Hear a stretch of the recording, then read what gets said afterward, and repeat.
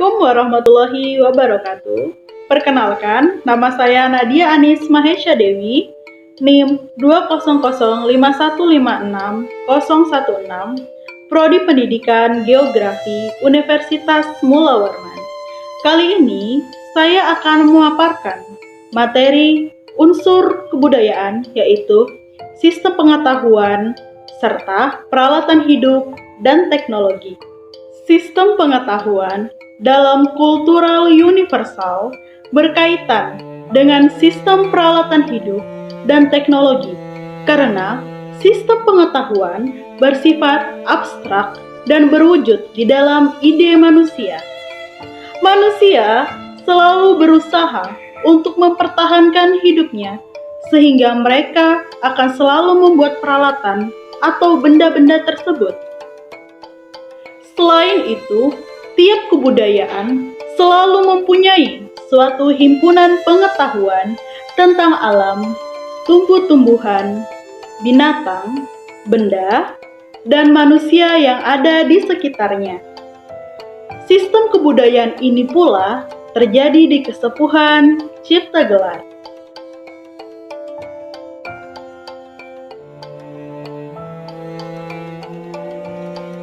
Secara administrasi kenegaraan, Kesepuhan Cipta Gelar berada di Desa Sirna Resmi, Kecamatan Cisolok, Sukabumi, Jawa Barat. Namun, secara adat, Cipta Gelar adalah ibu kota dari 568 kampung lainnya yang dihuni tak kurang dari 30.000 jiwa di areal seluas hampir 5.000 hektar. Untuk memenuhi kebutuhan pangan, warganya, komunitas adat penganut Sunda Wiwitan ini memiliki 8.000 lumbung padi yang menjamin ketersediaan pangan hingga 3 tahun. Padahal, seperti halnya masyarakat Baduy, aturan adat Cipta Gelar hanya mengizinkan menanam dan panen setahun sekali, serta pantang menggunakan alat pertanian modern seperti traktor. Lantas, bagaimana dengan berbagai aturan adat yang melarang mekanisme pertanian dan hanya memperbolehkan panen setahun sekali, justru menghasilkan cadangan pangan hingga 3 tahun untuk 30.000 jiwa? Semua ini dapat terjadi karena Kesepuhan Cipta Gelar berada di Gunung Halimun di ketinggian 1.200 meter di atas permukaan laut, yang memiliki sumber energinya sendiri. Salah satunya dari pembangkit listrik mikrohidro yang mampu menghasilkan listrik berkapasitas 9.750 watt. Lantas, apa sih pembangkit listrik tenaga mikrohidro ini?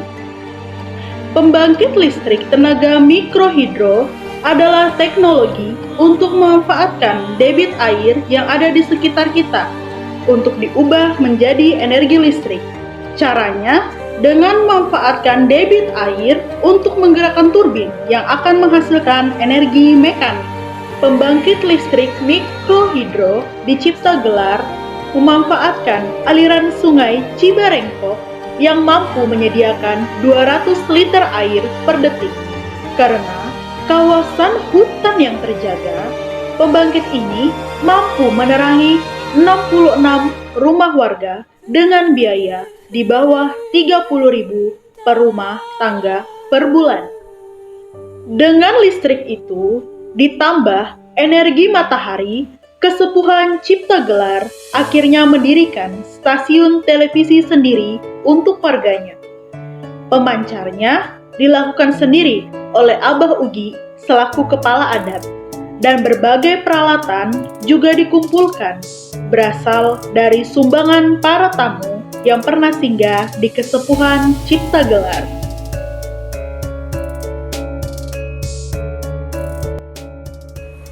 Assalamualaikum warahmatullahi wabarakatuh. Perkenalkan, nama saya Rizka Kumala dengan NIM 20051560008 dari Prodi Pendidikan Geografi Universitas Mula Warman. Di sini saya akan membahas mengenai unsur-unsur kebudayaan yang dikemukakan oleh Queta Joningrat. Beliau mengemukakan bahwa setiap kebudayaan mempunyai unsur-unsur universal Salah satunya adalah kesenian. Kesepuhan Ciptagelar merupakan kampung adat yang kaya akan kesenian. Ragam kesenian yang dimilikinya yaitu angklung, jipeng, wayang golek, genjring, pencak silat, pantun, dan topeng. Berbicara tentang kesenian akan sangat erat kaitannya dengan ritual adat yang ada di kampung Kesepuhan Ciptagelar. Ritual adat seperti ngesuk atau menanam padi, ngimpit, memanen padi, nganyaran atau membuktikan hasil panen, serentahun atau pesta raya atau syukuran hasil panen, bulan purnama, hingga pemotongan rambut abah selalu diwarnai oleh riuh ramai ragam kesenian tersebut. Berbeda dengan ragam kesenian lainnya, kesenian angklung memiliki kedudukan yang lebih spesial. Tidak semua kesenian ditampilkan saat ritual adat berlangsung, namun tidak ada ritual adat yang luput dari kesenian angklung. Nah, keberadaan kesenian angklung menjadi sangat penting dalam berlangsungnya setiap ritual adat. Hal ini berkaitan dengan sejarah Dewi Sri yang diagungkan di wilayah Kesepuhan Ciptagelar. Dalam setiap penampilannya, kesenian angklung dibawakan oleh 8 orang. 5 orang memegang angklung, 2 orang menabuh gonggong lojor, dan 1 orang menari di tengah. Hal ini tidak berubah sejak dahulu hingga masa sekarang.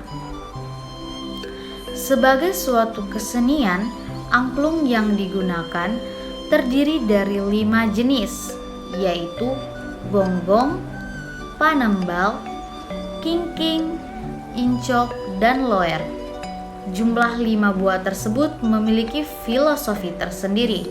Berjumlah 5 ibarat Pancasila dari segi negara, ibarat rukun Islam dari segi agama, dan dari segi adat ibarat 4 penjuru mata angin dengan 1 pancang besar di tengahnya. Selain dari sisi jumlah, bentuk angklung di Kesepuhan Ciptagelar juga memiliki makna yang unik. Bentuknya yang bulat, yang melengkung bulat di bagian atas, menggambarkan kekuatan dan tekad. Hiasan rumbai rotan di sekelilingnya dimaknai sebagai suatu sisi estetika, ibarat rambut sebagai mahkota pada manusia. Nah, bentuk angklung ini terus dipertahankan dari masa ke masa di Kesepuhan Ciptagelar. Sedangkan bentuk angklung yang selama ini kita ketahui disebut buncis. Perkenalkan, nama saya adalah Omar Fernanda, nomor NIM 2005 15602. Saya merupakan anggota dari kelompok 5 ISBD.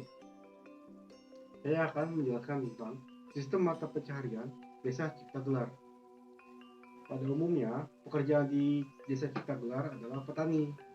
Masyarakat memberikan penghormatan kepada budaya dan lingkungan lokal yang sangat dipengaruhi oleh adat istiadat.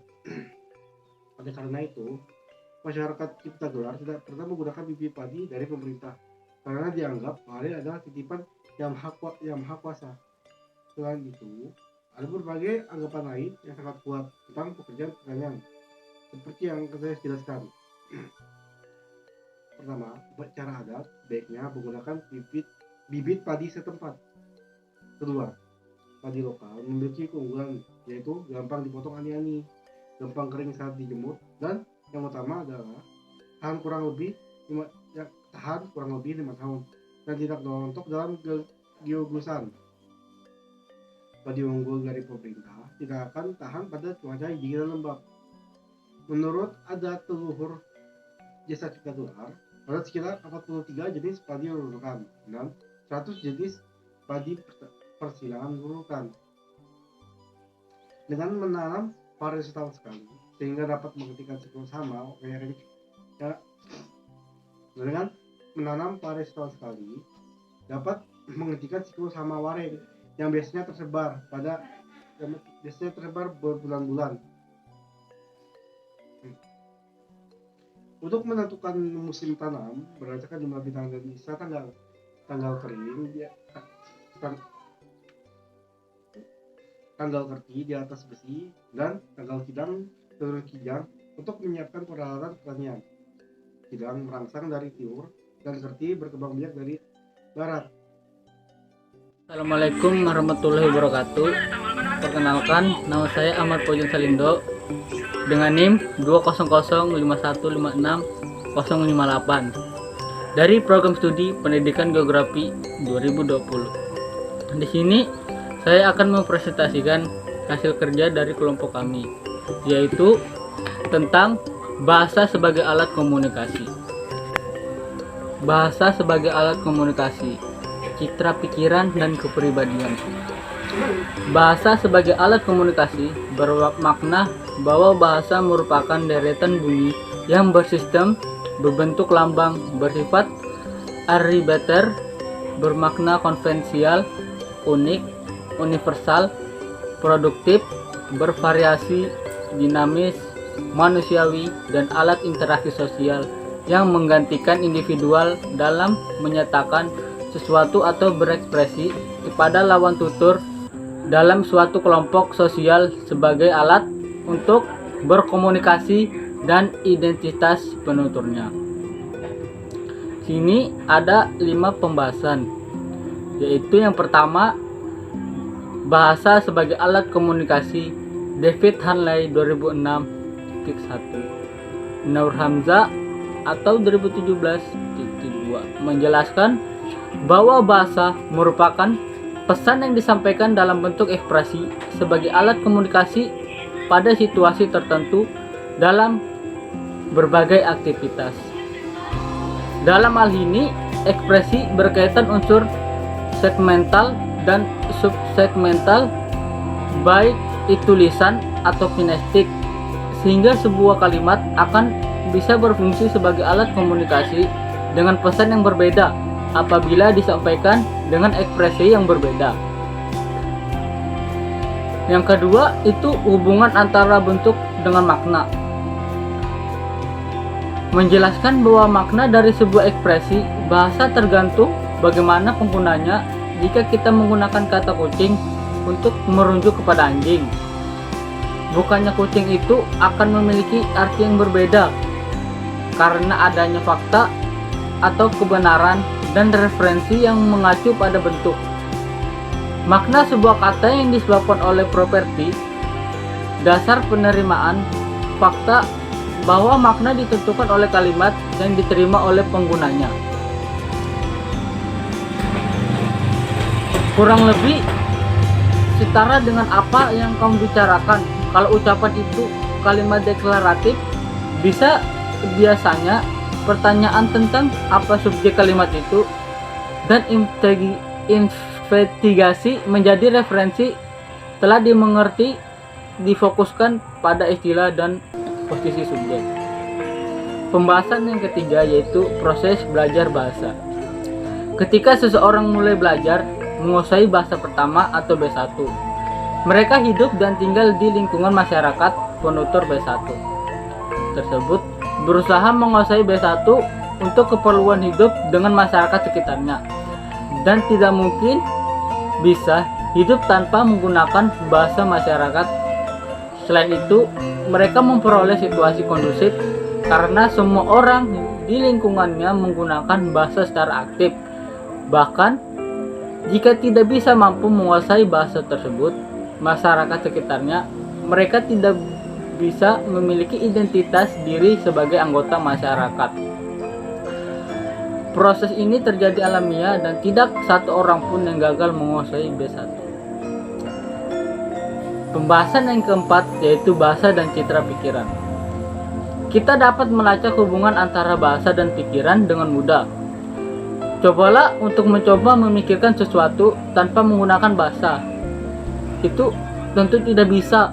Kita melakukannya, kita bisa mulai jelas seseorang yang pikirannya kacau mengakibatkan bahasa yang kacau juga. Kadang juga jika seseorang memikirkan sesuatu yang berat, yang bersangkutan tidak berselera untuk bicara. Ada juga yang berpendapat bahwa yang merupakan cermin pikiran, apa yang dibicarakan adalah apa yang dipikirkan. Bahasa berbentuk dari pikiran atau bentuk bahasa secara individual dan spontan, meniru atau mengikuti bentuk pikiran atau ide. Akan tetapi, jika mau lebih melihat sesungguhnya, bahasa itu hanyalah wujud dan ide atau pikiran saja. Yang terakhir yaitu bahasa dan citra kepribadian. Kepribadian seseorang ditentukan oleh etika yang diyakininya. Etika bahasa itu sangat erat berkaitan dengan pemilihan kode bahasa, norma-norma sosial, dan sistem budaya yang berlaku dalam suatu masyarakat. Oleh karena itu, etika berbahasa memiliki aturan. Yang pertama, apa yang harus kita katakan pada waktu dan keadaan tertentu kepada seseorang partisipan, tentu berkenaan dengan status sosial dan budaya dalam masyarakat itu. Yang kedua, regam bahasa, apa yang paling wajar kita gunakan dalam situasi sosial, linguistik, dan budaya tertentu. Kapan dan bagaimana kita menggunakan giliran bicara kita dan menyelip pembicaraan orang lain. Kapan kita harus diam? Bagaimana kualitas suara dan sikap fisik kita dalam berbicara itu? Seseorang dapat dikatakan pandai berbicara apabila menguasai tata, cara, atau etika berbahasa itu. Beberapa hal yang perlu diperhatikan dalam kesantunan bahasa adalah sebagai berikut. Yang pertama, kesantunan itu merupakan bagian ajuran, jadi bukan ujaran itu sendiri.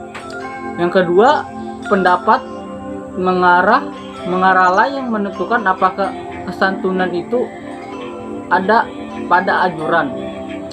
Yang ketiga, pendapat mendengarlah yang menentukan apakah kesantunan itu ada pada ujaran. Ujaran terdengar santun atau tidak ini diukur berdasarkan apa yang si petutur dan melampaui haknya kepada lawan bicara, dengan apakah si penutur memenuhi kewajiban atau kepada lawan bicaranya. Yang terakhir, penutup kesimpulannya. Yang pertama, beberapa kesimpulan dari pembahasan itu sebagai berikut. Yang pertama, bahasa sebagai alat komunikasi bermakna bahwa bahasa merupakan daerah bunyi yang bersistem atau berbentuk lambang bersifat arbitrator, bermakna konvensional, unik, universal, produktif, bervariasi, dinamis, manusiawi, dan alat interaksi sosial yang menggantikan individual dalam menyatakan sesuatu pada lawan tutur dalam suatu kelompok sosial sebagai alat untuk berkomunikasi dan identitas menuturnya. Yang kedua, bahasa sebagai citra pikiran bermakna bahwa terbentuk dari pikiran atau bentuk bahasa atau sejarah individual dan spontan, meniru atau mengikuti bentuk pikiran atau ide. Yang terakhir, bahasa sebagai citra kepribadian bermakna bahwa bahasa berkaitan dengan etika berbahasa yang diyakininya. Etika berbahasa ini sangat erat berkaitan dengan pemilihan kode bahasa, norma-norma sosial, dan sistem budaya yang berlaku dalam suatu masyarakat.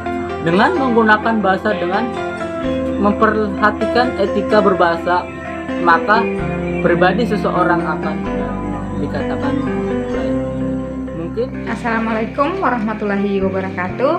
Perkenalkan, nama saya Justin dengan NIM 251560663, kelas B dari kelompok 5, Prodi Pendidikan Geografi Angkatan 2020. Di video ini saya akan menjelaskan materi tentang sistem kemasyarakatan atau organisasi sosial. Apa itu sistem kemasyarakatan atau organisasi sosial? Sistem kemasyarakatan atau organisasi sosial merupakan kelompok masyarakat yang anggotanya merasa satu dengan sesamanya. Sistem kemasyarakatan atau organisasi sosial adalah suatu kekerabatan, asosiasi, dan perkumpulan. Sistem kemasyarakatan sebagai contoh adalah gotong royong yang artinya sikap persatuan dan kesatuan. Mewujud dalam bentuk kerjasama tanpa pamrih dalam budaya bangsa Indonesia. Organisasi sosial merupakan suatu bentuk peraturan, tindakan, atau perilaku individu untuk bekerja sama dalam mencapai visi atau tujuan yang disepakati. Dan sistem ini berasal dari tindakan atau norma yang dianut masyarakat setempat. Adapun contoh organisasi sosial adalah keluarga, panti asuhan, sekolah, partai politik, lembaga swadaya masyarakat, pembinaan kesejahteraan keluarga, lembaga bantuan hukum, dan Palang Merah Indonesia.